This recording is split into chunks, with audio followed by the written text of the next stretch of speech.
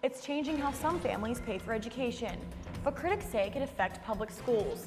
I'm Lily Reisenweber, and coming up on WVU News, we take a look at the debate surrounding the Hope Scholarship Program in West Virginia. Coming up, I'm Samantha Smith, and I'll tell you about the bill at the State House that could mean safer shifts for first responders. Our Emmy Award-winning WVU News starts now.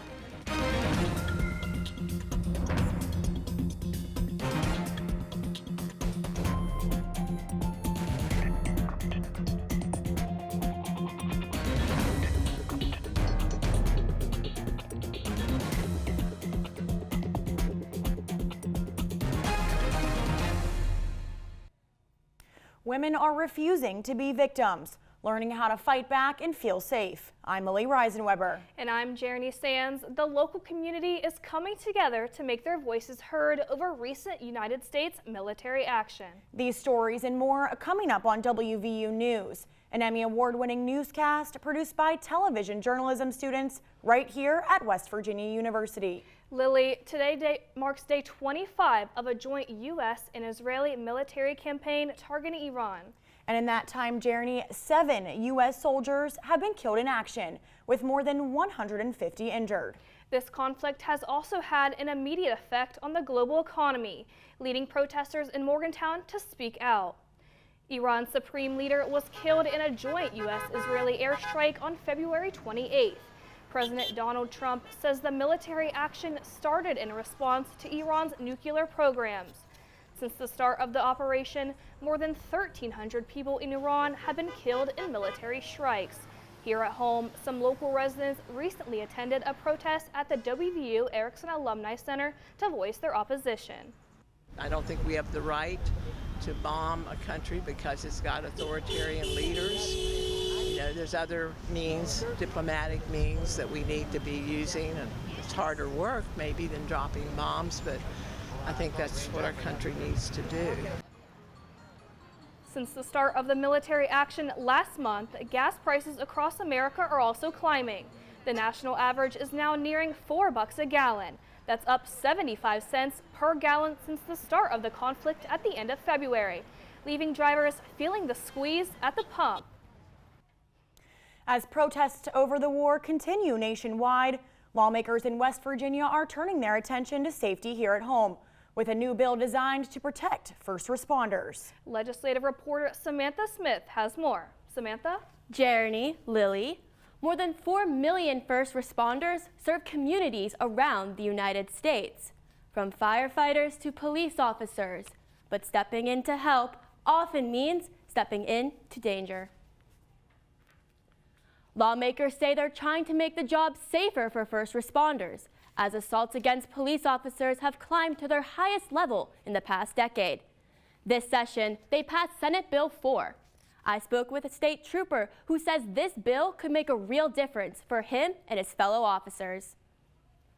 Luke Smith is a West Virginia state senior trooper who has served in the state for 5 years. He says he feels threatened by bystanders almost every day. Especially in populated areas, it's a daily occurrence for our troopers, officers, deputies, anywhere in the state. States around the country are trying to make the jobs of first responders like Smith safer, including West Virginia. Senate Bill 4, sponsored by Republican Senator Mike Oliverio, creates a new misdemeanor to help. Under Senate Bill 4, once a first responder gives a clear verbal warning, anyone nearby will be required to keep their distance while that responder is doing their job. That distance under the bill would be 30 feet. Republican delegate Jonathan Pinson is a former police officer who feels the bill would bring more police officers to the force. There are a vast majority of departments that are begging for help. And the reason why is it's a dangerous profession. So we as a governing body, we must consider legislation that protects our police officers while at the same time protecting the rights of citizens. But not everyone agrees. Several West Virginia lawmakers feel this bill violates the First Amendment and puts citizens at risk. I think it's problematic because in the state of West Virginia and in the country, we have seen where a lot of citizens have been able to help the public in capturing things on video. And so the fear there is that the people are not going to be protected. And so I think that bill definitely needs vetted a lot more. Smith says bystanders would still be able to record anything happening in a public place. So it would only just protect us from someone who's trying to harm us or the individual on scene. He says the bill would make him feel protected while keeping his fellow West Virginians safe. According to national data, more than 85,000 police officers were assaulted across the country in 2024. Senate Bill 4 now heads to the governor's desk, and if signed into law, will take effect in June. While this bill is meant to protect the first responders who keep our communities safe, studies show that 4 in every 10 women feel unsafe walking alone at night, and some Morgantown residents are taking matters into their own hands to prepare themselves for dangerous situations. Reporter Alondra Molina has more. Here on WVU's campus, a room filled with women gathered for a ladies' safety night, an event designed to help turn fear into confidence. And for Isabella Walsh, that mission hit home. I feel like in society in general, women always need to protect themselves as much as they can. So I feel like by coming to this event and learning as much as I could and how I can protect myself in certain situations, I now know how to move forward with everyday life. National data shows 1 in 3 women experience physical or sexual violence in their lifetime, and nearly 80% say safety concerns affect their daily routines. That's a reality organizers say makes events like this essential. If you're not home and you post something and somebody wants to know where you are, they can send it to ChatGPT and ask, "Where is this?" and it'll tell them the exact location. Ladies' Safety Night focused on awareness, prevention, and empowerment, giving attendees hands-on practice with personal safety tools and situational awareness. We wanted to create a safe space for women.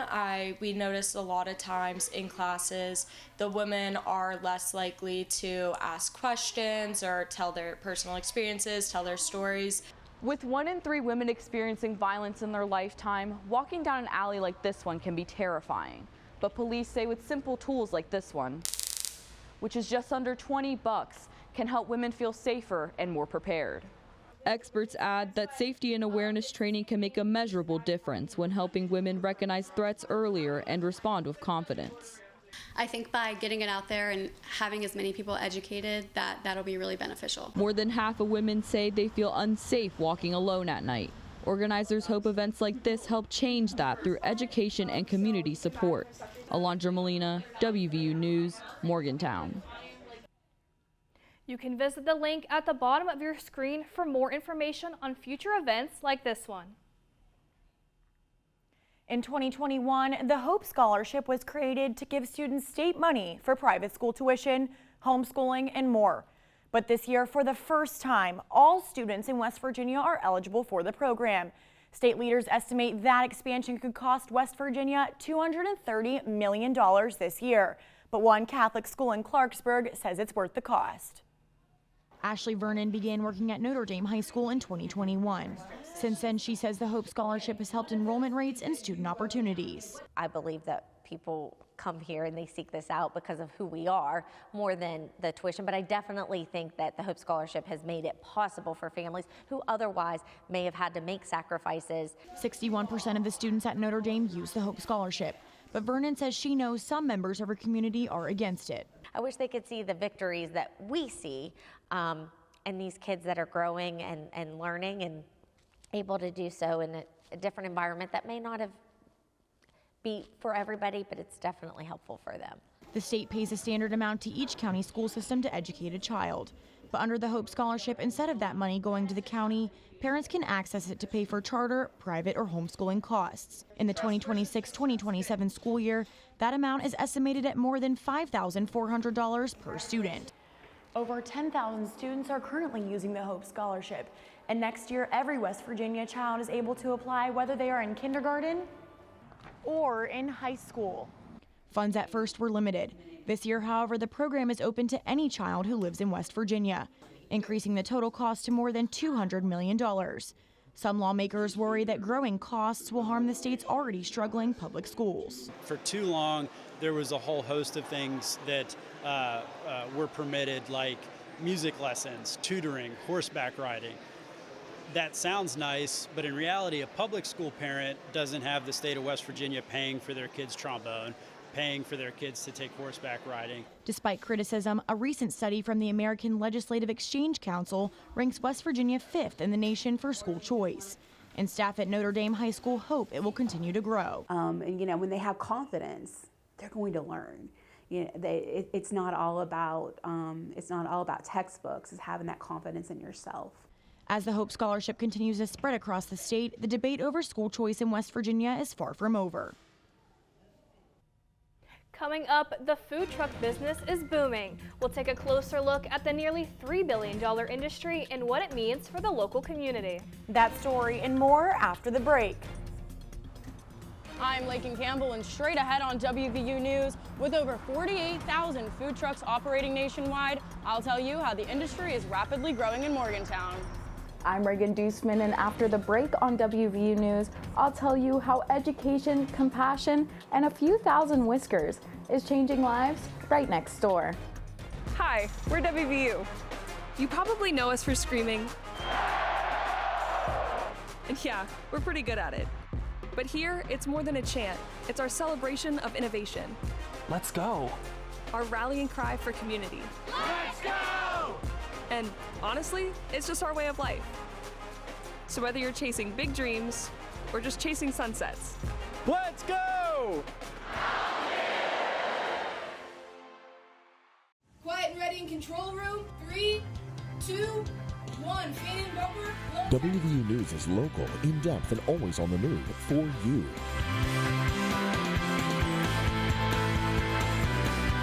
And it's always on YouTube, on the web, and on the Reed College of Media website. A national first-place Emmy-award-winning college newscast, taped at the Waterfront Studio at West Virginia University. Stay in the know, stay connected, watch WVU News. I'm Samantha Smith, reporting at the state capitol. This is WVU News. Welcome back to WVU News. Food trucks have become a popular lunchtime option across the country over the last 20 years, and the demand has skyrocketed. That demand isn't just about quick, delicious food, it's also about experiencing different cultures. Reporter Lakin Campbell joins us from Studio B to tell us more. Lakin? Thanks, Jeremy. In Morgantown, the dining scene isn't just inside restaurants anymore, it's rolling through the streets. Food trucks are becoming a common sight, serving everything from classic street food to global fusion cuisine. Nationwide, more than 90,000 food trucks have hit the pavement, with the industry growing about 8% each year. I visited one local food truck that's bringing new cultures and flavors to the community. Bright colors, vibrant music, and the smell of fresh spices. This food truck is bringing a taste of Puerto Rico to the streets of Morgantown, West Virginia. They're like a smaller business. I want to try and support that. And honestly, in my experience, I've noticed food trucks, the food is like a whole lot more better in my opinion. The food truck industry has exploded over the past 2 decades, growing more than 900% nationwide. And for chef and manager Abdul Diawara of the Island Halal Puerto Rican Fusion Food Truck, they're seeing that growing interest from customers firsthand. We want to bring that wholesome feeling of Puerto Rico to Morgantown, that island vibes. We already have Jamaican spice, so having that island collabs is just amazing. And the high demand for specialty and international cuisine like rice bowls and tripletas is skyrocketing. The rice bowls, I've always been a rice girl. I love a rice and salmon, a rice and chicken, and his secret sauce is absolutely amazing. And it's this convenience on the go that contributes to profits, with about 60% of food trucks becoming profitable within their first year. Opening a traditional restaurant can cost hundreds of thousands of dollars. Without a food truck, much less. The average new food truck is around $100,000, and a used one being much lower. But the big takeaway, the food here is just as good as a sit-down restaurant. But for Diawara, it's about more than business. It's about sharing a piece of Puerto Rico mixed with Muslim culture. We don't have a lot of diversity when it comes to food or varieties per se. Especially for people who've never been out the country or out the States, this would be a good time to experience something like that. To the smells of Puerto Rico, to a food truck window right here in Morgantown, West Virginia. Diawara says if customers leave with full stomachs and a taste of his culture, then he's done his job. And he's part of a growing trend.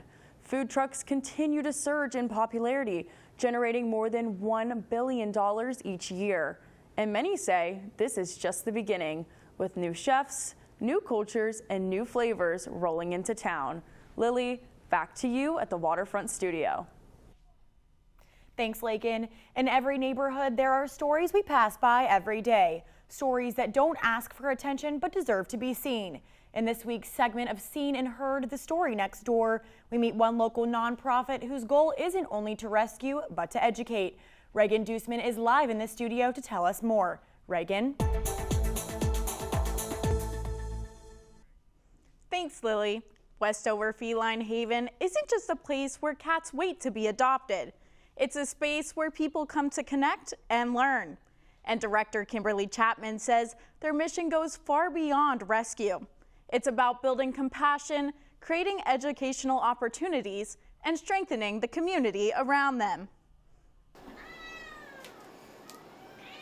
You'll find them in every corner. Kittens tumbling over one another, senior cats curled up in quiet corners. The Westover Feline Haven is a safe haven for cats with nowhere else to go. The sick, the stray, the forgotten. But if you ask Director Kimberly Chapman, she'll tell you this place was never just about the cats. I actually, in '96, I graduated as a veterinary assistant before it was technician. And so I've been doing this a long time in conjunction with other things. And then I lost my son in 2019, and he loved animals. So we wanted to do this, in his honor as well. And once you step inside, it doesn't take long to see why the work matters. The growing stray cat population has become an increasing problem throughout the Mountain State. In West Virginia, nearly 180,000 cats are without permanent homes, meaning for every 10 people, there's one of these little guys looking for their forever home. That's why places like this rely heavily on community support. And that community shows up. Volunteers feed, clean, socialize. And every now and then, someone sits down in the kitten room and a cat makes that decision for them. When I went in and sat down, all the kittens start climbing on me. And there was this one, he's mostly white, he's got a little bit of gray on him, who just got right up on my lap, crawled in my purse, and I thought, yep, he's the one that claimed me. Of course, keeping up with all these little personalities takes more than love. It takes solutions. Through programs like the West Virginia Spay and Neuter Assistance Program, more than 17,000 spays and neuters were completed in 2024 alone. Because as many here will tell you, prevention is part of the rescue. Places like this are really needed, and education of people about the need to spay and neuter is so needed in communities. And maybe that's the real story here. Yes, this place saves cats, but it also brings people together, neighbors helping neighbors, one paw at a time. The Westover Feline Haven has seen more than 50 adoptions since it opened its doors in October. You can visit the link at the bottom of your screen to learn more or donate. That's all for this week's Seen and Heard, The Story Next Door. Lovely story, Reagan. After the break, we'll introduce you to a high school athlete who's breaking records and building a legacy right here in West Virginia. And we'll meet the newest Mountaineer mascot, the student chosen to carry on one of WVU's most beloved traditions. Nakia Bracey joins us with sports after the break. Don't go anywhere. History is being made right here in Morgantown, and it starts in the high school hallways. I'm Nakia Bracey, and straight ahead on WVU News, I'll tell you about the first high school NIL deal in West Virginia. Hi, we're WVU. You probably know us for screaming, And yeah, we're pretty good at it. But here, it's more than a chant. It's our celebration of innovation. Let's go.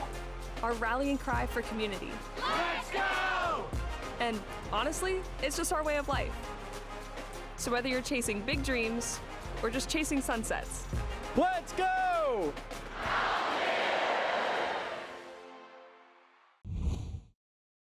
Covering education across West Virginia, I'm Lily Reisweber, and this is WVU News.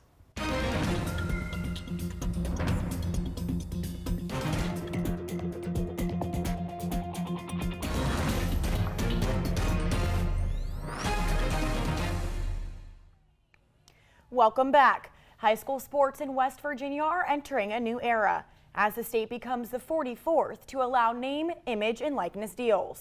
More than 21,000 college athletes have already signed similar deals. Sports anchor Nikia Bracey joins us now in the studio with more. Nikia? Thanks, Jeremy. Lily.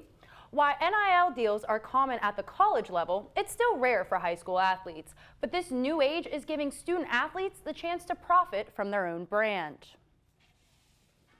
Morgantown High School junior Kaylee Kellogg is the first high school athlete in West Virginia to sign an NIL deal.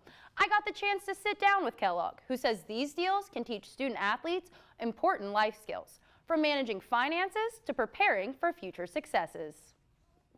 Kaylee Kellogg has changed the game without playing a single possession in her junior season. Kellogg is the first high school athlete to sign a name, image, and likeness deal, despite suffering an ACL injury in June that has kept her off the court for the Mohegans this season. Kellogg has spent the last 8 months rehabbing her knee to get herself back on the court. The dedication she shows to her craft has translated into being named a 2-time Quad A first-team All-State guard and a pioneer of high school NIL.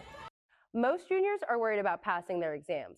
But Kaylee Kellogg, she's worried about the real estate market. After earning West Virginia's first high school NIL deal, she's creating a blueprint for athletes of the future. Kaylee has partnered with Morgantown's Vision Homes as a community brand ambassador. Kaylee will post social media promotions and take part in local outreach initiatives for the real estate company. It gives me a head start. I kind of want to be in real estate, so just getting a head start, financial stuff, just learning from Rocky, learning how the process works and everything. So when I get to that next step when I graduate or whatnot. So just being ahead of the game is pretty cool. For Kaylee's mom, Trisha Kellogg, it's not just about recognition on the court, it's about an investment into the future. I think as adults, if we invest in our youth and allow them to grow and expand their skill set, that's the #1 priority. So the NIL actually allows students to, learn business acumen and, like I said, community partnerships and mentorship. And it's a whole gamut of things that you get to learn at a young age. Kaylee Kellogg may be the first, but she won't be the last. Her journey could open doors for countless young athletes across West Virginia. Even off the court, Kaylee Kellogg is leading the way, opening the door for other high school athletes in West Virginia to cash in on NIL opportunities. In college, NIL deals can range from a few $100 to as much as $1 million a year. And while a new generation of athletes is finding new opportunities, a new chapter is also beginning in Morgantown tradition. WVU's 72nd Mountaineer is ready to carry on more than a century of school pride. Sports reporter Braden Laszlo has more.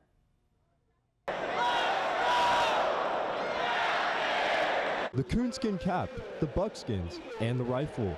The WVU Mountaineer is one of the most recognizable mascots in college sports. But who is the man behind the character? He's a West Virginia native, born and raised in Bridgeport, and his entire life he's bled blue and gold. Attending WVU games as a kid with his parents, long before he heard his name called as the new Mountaineer mascot. I am just honored and touched to have been a part of it, and from that moment on, it was just, wow, I'm lucky to be here. But it wasn't just luck that landed Reese in this iconic role. When Reese was only 5 years old, he met the Mountaineer, and this encounter, coupled with his family's love for WVU, made this honor feel personal. Both my parents and my brother have degrees from WVU, and more than just the kind of Mountaineer athletic spirit, I think those kind of Appalachian values and the story of West Virginia and WVU has been woven through my family. And Reese isn't the only one whose love for this iconic symbol spans generations. Many fans believe the Mountaineer symbolizes so much more than WVU sports. Since there's no professional sports team here as in West Virginia, I think that means like that's the mascot for the state. I think it just means so much to the university, to the state, to all the students. Anybody who is in West Virginia believes in the Mountaineer. I think it means everything. West Virginia, the sports teams as our state. I mean, right now, if you see the love for our basketball team, our baseball, West Virginia is on fire right now. And that passion shows up at every single game. There may be only 451 fans here today, but over the course of the athletic season, more than 67,000 fans show up to support the Mountaineers, and the Mountaineer mascot is the heartbeat of it all. For Reese, wearing the buckskins isn't just about school spirit. It's about honoring the people and values that shaped him. Reese says the stories of West Virginia and WVU runs deep in his family. I have just a few generations back, I have coal miners in my family, bus drivers, preachers, and then both my grandparents or my grandmas were born in hollers in West Virginia. From a little boy wearing a WVU football helmet to the man now wearing the buckskins, the dream may have grown up, but the love for the Mountaineers never changed. Braden Laszlo, WVU Sports, Morgantown. The Mountaineer is one of WVU's most iconic traditions. Now Reese will bring that legacy to life for someone who once cheered from the stands as a little kid to now as an adult. Stepping into the coonskin cap is a dream come true. Thanks, Nakia. What a heartwarming story about our newest Mountaineer. Well, that's going to do it for this edition of WVU News. I'm Jeremy Sands. And I'm Lily Reisenweber. You can visit us online on our website. You can also watch our shows on YouTube and statewide on West Virginia Public Broadcasting on Saturday evenings at 6:30. We also stream on HD Media's website and on KDKA TV's website. Thanks for watching WVU News. We'll see you next time.